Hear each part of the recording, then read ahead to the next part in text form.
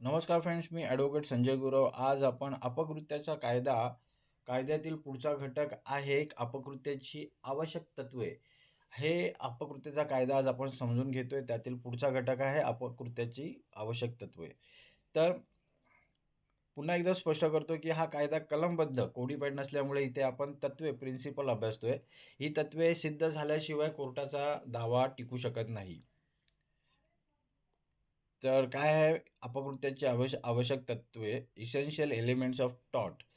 Definition काय घेता येईल? कायदेशीर भाषेत अपकृत्य पूर्ण होण्यासाठी 3 गोष्टींची पूर्तता होणे आवश्यक आहे. रॉंगफुल ॲक्ट, चुकीची कृती, प्रतिवाद्याने, डिफेंडंटने केलेले कायद्याने अमान्य कृती, लीगल डॅमेज, कायदेशीर इजा, वादीच्या म्हणजे प्लेंटिफच्या कायदेशीर हक्कांचे उल्लंघन, नंतर मग लीगल रेमेडी, कायदेशीर उपाय असावे लागतात.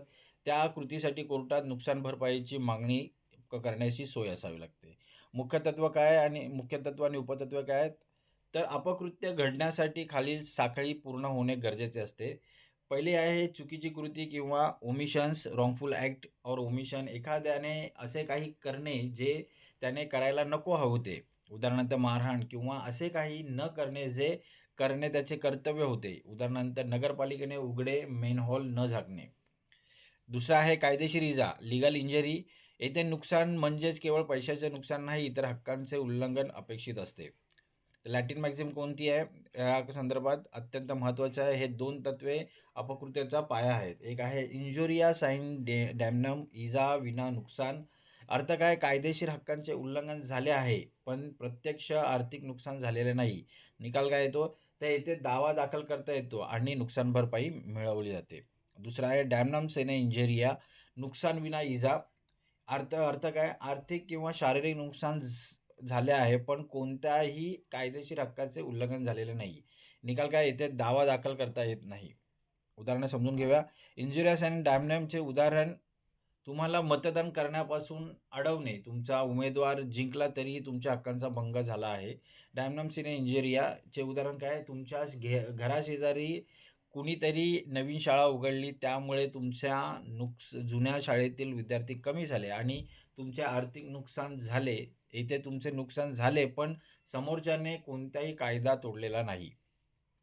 तर ही तत्त्वे का अस्तित्वात आली आहेत? समाजात प्रत्येक लहान-मोठ्या नुकसानीसाठी कोर्टात दावे येऊ नयेत. तर फक्त जिथे कायदेशीर कर्तव्याची कसूर झाली आहे, तिथेच न्याय मिळावा, या शिस्तीसाठी हे तत्त्वे तयार झालेली आहेत. महत्त्व काय आहे? महत्त्व आणि उद्दिष्ट काय आहे? व्यक्तीच्या खाजगी हक्कांचे रक्षण करणे, न्यायालयाचा वेळ वाचवणे, निरर्थक दावे फेटाळून जबाबदारी निश्चित करणे. आता न्यायालयीन प्रकरणे काय आहेत? केस लॉज काय आहेत? तर खटला ॲशबी वर्सेस व्हाईट, इंजुरिया सेनेट डॅमनमसाठी हा खटला प्रसिद्ध आहे. प्रश्न काय? मतदाराला मतदान करू न दिल्यास पण त्याचा उमेदवार निवडून आल्यास त्याला नुकसान भरपाई मिळेल का? निर्णय दिला हो, कारण मत देण्याचा कायदेशीर अधिकार डावलला गेला होता. दुसरा खटला आहे ग्लोस्टर ग्रामर स्कूल केस, डॅमनम सिने इंजिरियासाठी हा फेमस खटला आहे. प्रसंग काय होता? तर एका शाळेच्या शिक्षकाने समोरच दुसरी शाळा काढली आणि फी कमी केली. पहिल्या शाळेचे नुकसान झाले, आर्थिक नुकसान झाले. प्रश्न होता की जुनी शाळा नुकसान भरपाई मागू शकते का? तर निर्णय दिला नाही. व्यवसाय करण्याची स्पर्धा हा प्रत्येकाचा हक्क आहे. त्यात दुसऱ्याचे आर्थिक नुकसान झाले तरी तो गुन्हा ठरत नाही. आता संविधानिक कलमे काय आहेत आणि इतर कायदे? भारतीय संविधान कलम 13 मूलभूत हक्कांचे उल्लंघन करणारे कायदे अवैध ठरवले. दुसरा कलम कोणता आहे? 21 सन्मानाने जगण्याचा अधिकार. या अधिकाराचा भंग झाल्यास स्टॉट अंतर्गत दाद मागता येते. समीक्षा काय करता येईल? काही वेळा कायदेशीर इजा सिद्ध करणे कठीण जाते. गरिबांना मोठे आर्थिक नुकसान झाले तरी हक्कभंग झाला नसेल तर न्याय मिळत नाही. ही या तत्त्वाची मर्यादा आहे. निष्कर्ष काय करता येईल? अपकृत्याचा दावा जिंकण्यासाठी केवळ माझे नुकसान झाले असे म्हणून चालत नाही, तर समोरच्याने माझा कायद्यादत्त हक्कही हिरावला हे सिद्ध करावे लागते.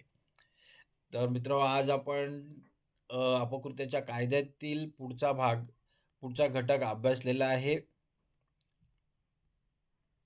तर हा घटक अधिक चांगल्या प्रकारे समजून घेण्यासाठी हा व्हिडिओ तुम्ही वारंवार पहा, जेणेकरून या घटकाचे मुद्दे, अपकृत्याची आवश्यक तत्वे तुम्हाला चांगल्या प्रकारे समजतील आणि आणि तुमचं ज्ञान वाढेल.